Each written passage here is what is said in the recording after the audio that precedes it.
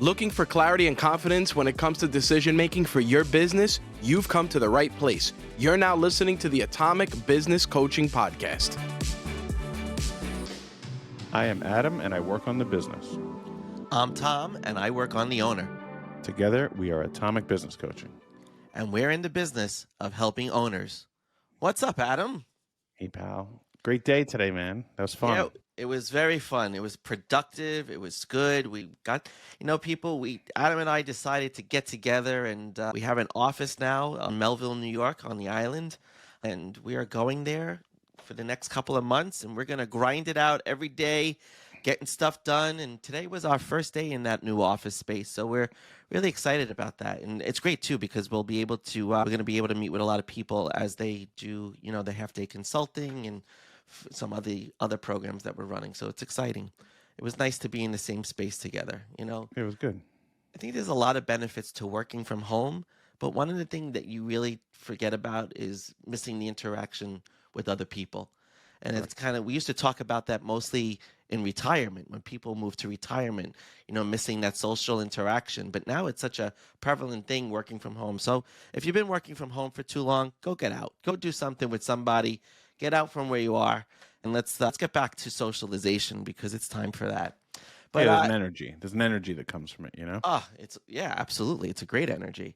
Yeah. So, all right. So we're going to talk about something today that's a great follow-up to our podcast on killing the practitioner to become the leader and then eventually the king.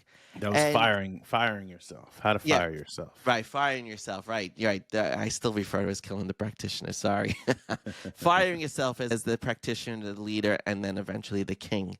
And one of the things that a lot of people don't realize is that leadership is not something necessarily a lot of people learn quite easily. It's usually, we say leaders are born, and people are just leaders in their own way sometimes. And you can take leadership training and you can do leadership development, but for some people, it's not something that comes so naturally. So when you're firing that practitioner to move into the leader role, what we wanted to be able to do with this podcast is really touch on the idea of what it means to be a leader and looking at different levels of consciousness that will impact how you are as a leader.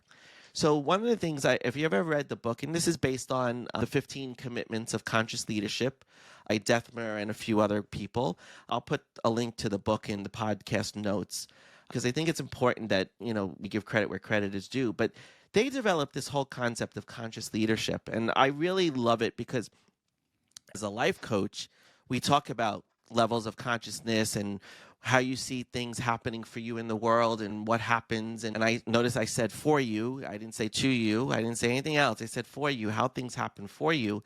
And that's really speaks to the level of consciousness that me and Adams especially approach life most days of the week. We are very much in a for me level of consciousness as opposed to a to me. And we'll talk about what that means. But Adam, what is your thoughts on levels of consciousness? Have you ever delved into them? Do you have any familiarity with them? I mean, when it comes to general consciousness or business? Yeah.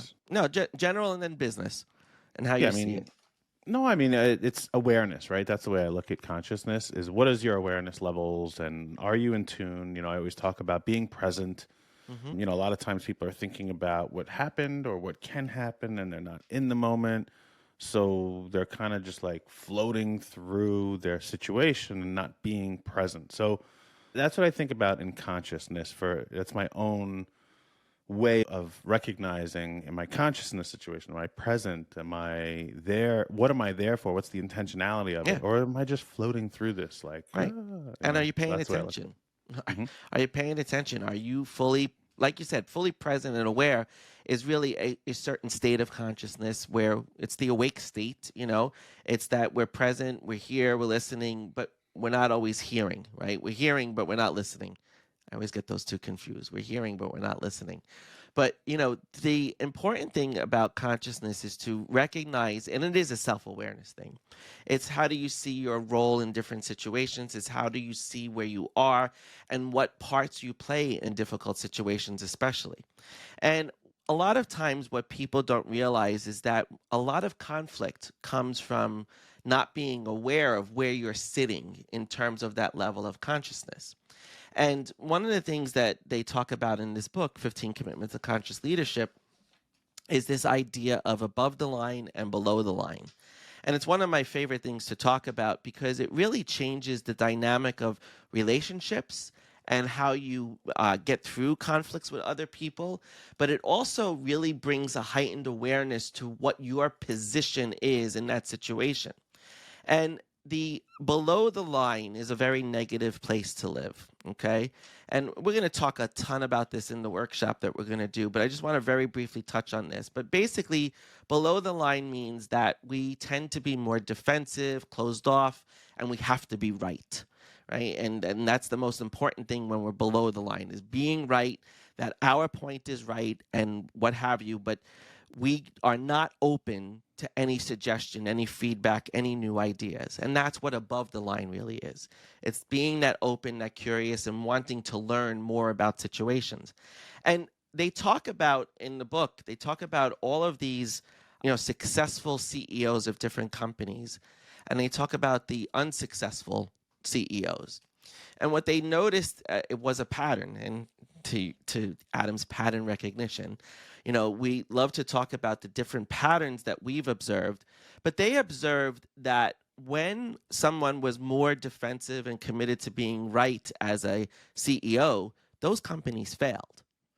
And I think it's one of the things that we see even in our own coaching business. And when we consult with a company, we often see that there's usually this fear of being open and having to do it a certain way, and my way is the right way. But that's why they're working with us, is because they realize that our way isn't the right way. What do you see most people get stuck on, Adam, when it comes to their business and having to be right or being a little defensive about what they're doing, and what causes that? Yeah, I use this saying often, which is competence breeds confidence. And a lot of times what I'll see is when someone is the practitioner still and they want to become the leader, they don't yet believe they have the competence to be a leader. They may think, oh, well, I can do this thing that I'm doing in my business. I can sell this thing, or I can make this thing, or I can produce this work. They're like, I'm very competent in that. So they're fine doing it. But now when it comes time for leadership and to oversee others, they don't feel that way. So instead of being open and having the ability to learn throughout this, they tend to want to be right. And they're like, this is the way that I've done it. This is the way I've always done it. I had a meeting with somebody today, one of our clients, who now has their 8th employee they've hired. And I was talking about in their leadership meetings, and one of the ways to be a leader is to really ask more questions. And that's something that I've always said is, if you want to gain competence, you have to gain knowledge, right? Mm-hmm. And like you were saying, the above the line, you have to have this willingness to learn. Right. Right. And these are the things, is if you don't have the competence, okay, then you won't have the confidence. Then you will have to make sure I'm right with everything I'm doing. When you may be the one making sure, but are you really right? Right. Like, who's confirming that you're right? You read one book? Right. Exactly. Exactly. Okay. So that's the idea, and this is where I feel I'm coming up November 6th will be my 24th year in doing what I do. And the amazing thing is, I have become so good at this by understanding how bad I was at it, and having this willingness to absorb other people, or whether I'm reading them or live in person or whatever it may be. And the more I learn, the more I realize how little I know. Right. Yeah. We all realize that, but if we're not open to learning, we miss that opportunity, right? Right. So that's really where I think it comes from. That it's the confidence thing. That's why people are, I want to be right. Right. They don't have the confidence to be wrong. Right. Right. It's okay to be wrong. Right. Most of us are wrong most of the time. and I think that is what makes most people very confident. Someone who can admit that they're wrong and not right has extreme confidence. They don't let it waver them. You have the people who, they'll always say, I'm sorry when they're wrong, versus, you're right, I'm wrong. That was not the way to approach it. There's a very different dynamic to the level of confidence that somebody possesses. But I want to touch on a point that we're also going to touch on in the workshop, and I'm not going to go into much detail here about it. but asking more questions. We're gonna give something out next week when we do the workshop on how to ask more questions. But that really is an important part of this, is being able to ask the questions and be willing to ask the questions, but also learning how to ask the right questions. And that's one of the things we're going to cover in the workshop. But, I want to get into the 4 levels of consciousness, because there are actually 4 levels of consciousness that they refer to in the book. And you've probably heard this. If you've done any personal development, if you've done any personal development work, you've read any self-help book, I almost can guarantee that you have come across the 4 levels of consciousness before. I talked about it actually in my first book as well, and how I see the 4 levels of consciousness. So one of the things that we talk about is the first level of consciousness. And Adam, when I was looking at the slide that I'm going to use for the presentation and in the workshop, the first level of consciousness is that to me. And what does that to me mean? When the world happens to me, what type of persona is that? Yeah, I mean, that's, I guess, the type of person that, I recognize them I hear it all the time. Oh, this thing happened to me, and that thing happened to me, and these things are happening to me. And it's like, when you hear that, right? Hopefully you're listening to this and you can hear the way I'm saying that, right? Oh my God, I'll give you an example. I went on vacation last week, and I got to the car rental counter and I scanned the QR code, and it asked me to put a card number in there to verify it. I put this virtual card number in there, and I got up to the counter, and like, we need the physical card. And I'm like, there is no physical card. It's a virtual card number. I have this card. They're like, yeah, but it's not the same card number. I'm like, it's the same card, but it's not the same card number. Like, sorry, we can't do that. And people are like, oh, I can't believe this is happening to me. Da, da, da, da. Right. And that's they're frustrated, and they become almost like a victim to all this stuff. Exactly. That's the way that I feel that happens. And I'm guilty of it too sometimes. We all are sometimes. We all are. But that's the thing. It's like, you get this, like, everyone's out to get you, and like, oh my gosh, and everything's a freaking problem, and blah, blah, blah, blah, blah, and that's how I see that first one. And you're 100% right. It's that victim mindset. And when you hear to me, it's like, oh, it keeps happening to me. Like, I even said it right before this podcast. The wire came out of the microphone and was like, this always happened to me when I get on here. and it does. And we all slip into that level of consciousness because if you recall, in the past, if you've been listening to this podcast for a while, we talk about sabotaging behaviors. And one of the saboteurs is the victim saboteur. And we all have that saboteur at times, depending on our circumstances and our experiences. So it's very easy for us to slip into this lower level of consciousness. And I do rate it as a level 1, and it's a lower level of consciousness. And we're looking to raise our levels of consciousness because that's really what brings about more self-awareness. Is the more you can raise your energy to a different level of consciousness, the more you're going to be able to be self-aware and do things that you never knew you could do when you're at that level of awareness. And that it's really an amazing thing. But yes, the first level is that victim level, that like the world happens to me.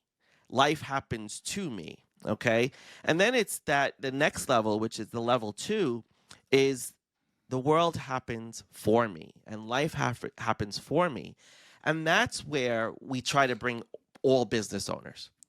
Because what we want people to do as business owners, and if you're going to succeed as a business owner, you have to have an embracement of the second level of consciousness, because you have to see opportunity.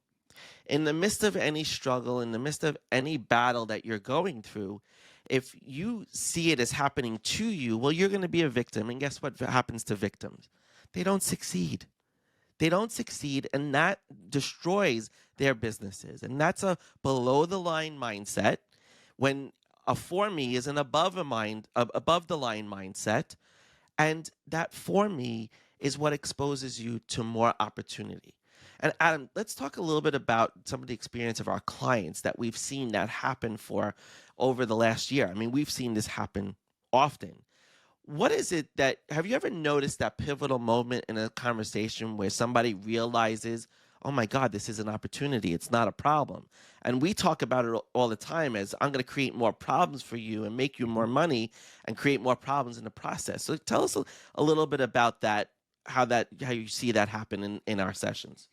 Yeah, this is something I brought into Atomic Business Coaching that I've always done. It's called the problems list. And what I do is I have our clients actually write out a list of all the problems. And there's an old saying, more money, more problems. And I try to shift the mindset of that, right? Because most people think, oh, the more money I have, the more problems I have. Again, this is happening to me because I have more money. What I mean is it's happening for you. The more money you have, the more problems you can take on. And that's what I have these people do is like, hey, let's figure out what problems we can take on, right? They're here for you. You were put in this position because you can handle this problem. And one of my favorite quotes is from John Adams. He's our second president. Most people forgot him. Benjamin Franklin always gets all the quote references. So here's one for you, John Adams. Well, Good. I here's one love you it. gave us. Bring it on. And I love John Adams. One of my favorite series on HBO. I never watched that. That's a good Oh, actor. man. You got to find that and watch it. It's beautiful. Yeah.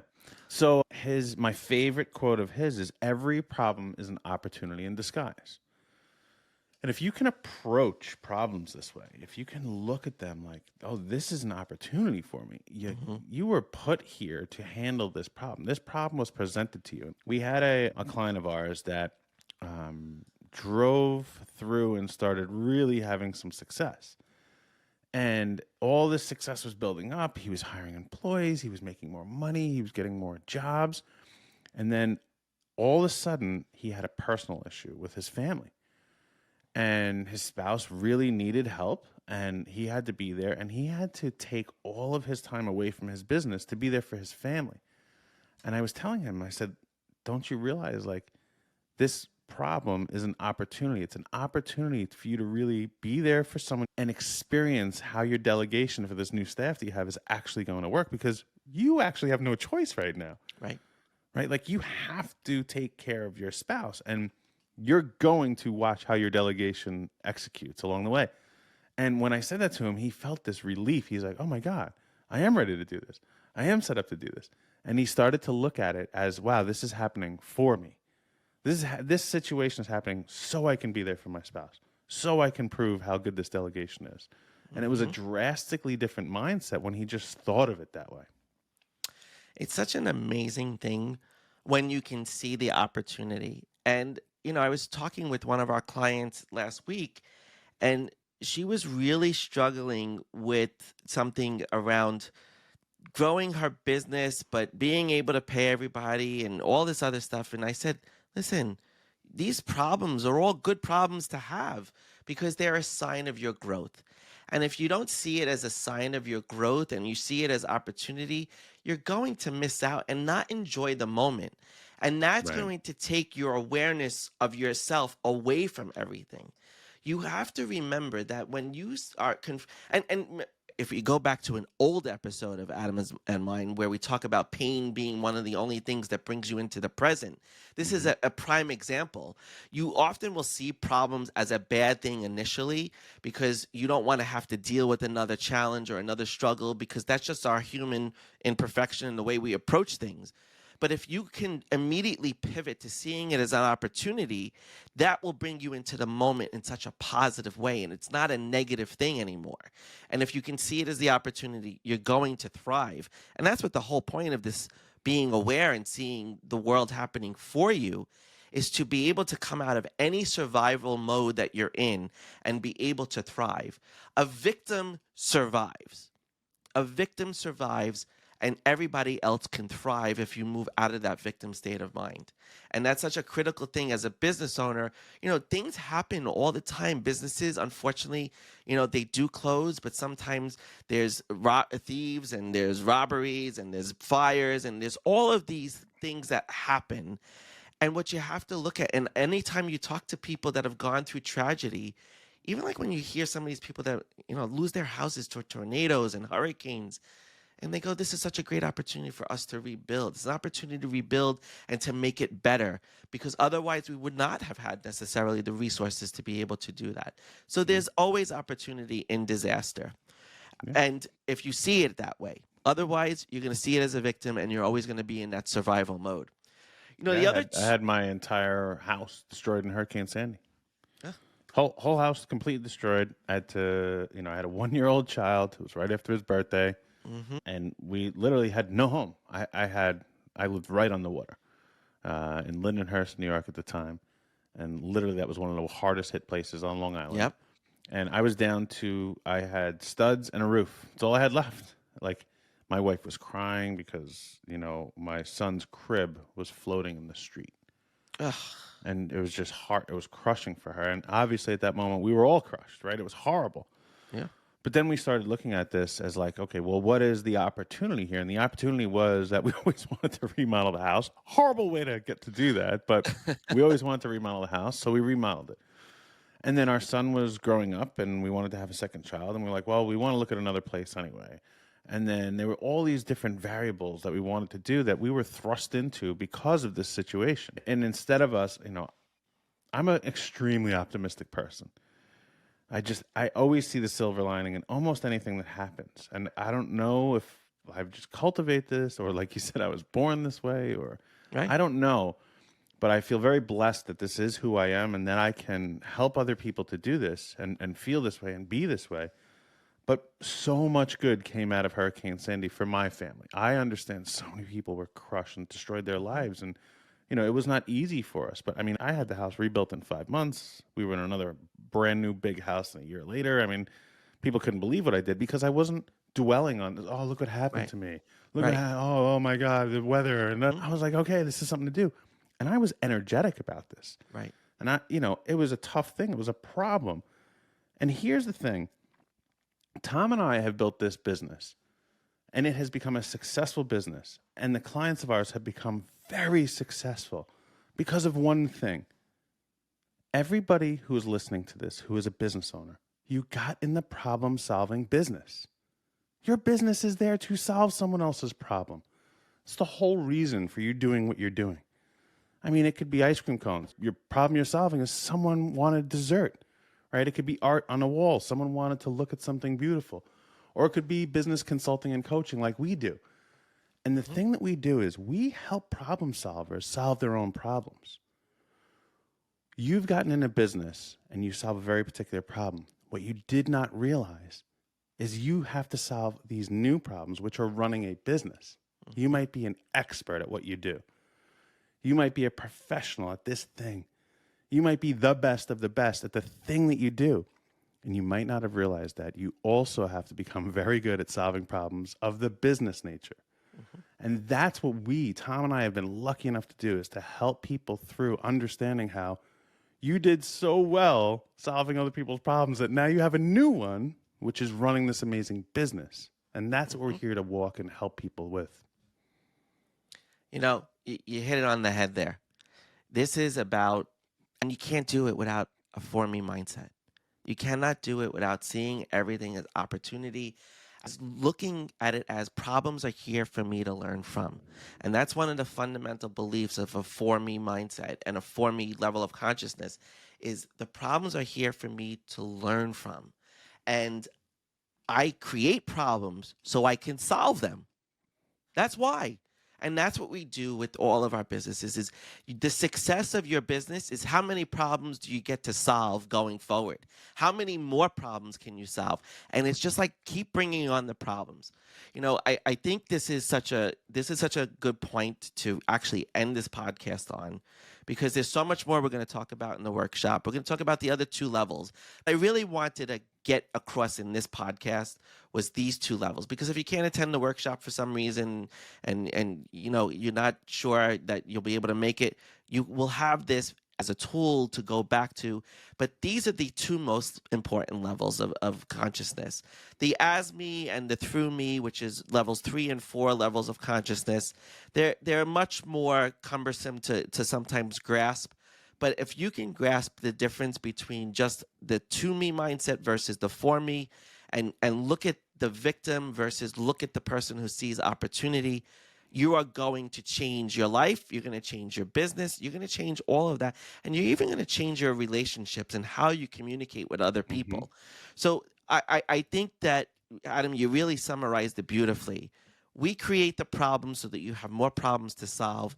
And when you're in that mindset, you're going to be extremely successful because you're always going to see them as opportunity. So let's, for those of you who don't know this, what we do is there's a second half to this in our Facebook group.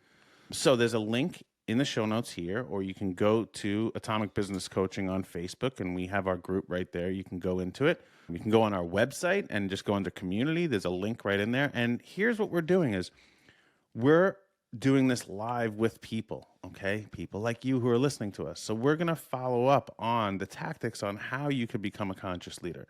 Tom's going to go through the other 2 levels that you can go and achieve and thrive and live in.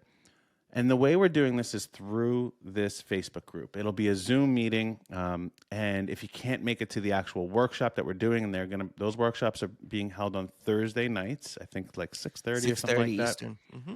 Thursday nights at 6:30 Eastern. And if you're in the Facebook group, you can come attend these. And by the way, this whole group is free. There's no charge to be in the group. There's no charge to come to the workshop. There's no charge for anything. Right? So we are really just doing this to have more engagement and communication with our audience so we can share. You'll be able to ask questions and we'll help you out with certain things. And there'll be other people in the room that are in a situation just like you, which is going to be really fun. And what'll happen is if you can't make it to the workshop, as long as you're part of the Facebook group, we will actually email it to you if you can't make it there so you can watch the live recording. So we're so thrilled that we're doing this. Even this one is making me more excited. Like, I can't wait to hear the second half of this. Yeah. So it's going to be fun. So again, link is in the show notes here for you to go ahead and, or you could just simply go to atomicbusinesscoaching.com and go to the community page, and that'll bring you right into the Facebook group. Awesome, man. Yeah, so we hope to see you there. Come join our Facebook group. Like Adam said, the link is in the show notes below. We'd love to see you there.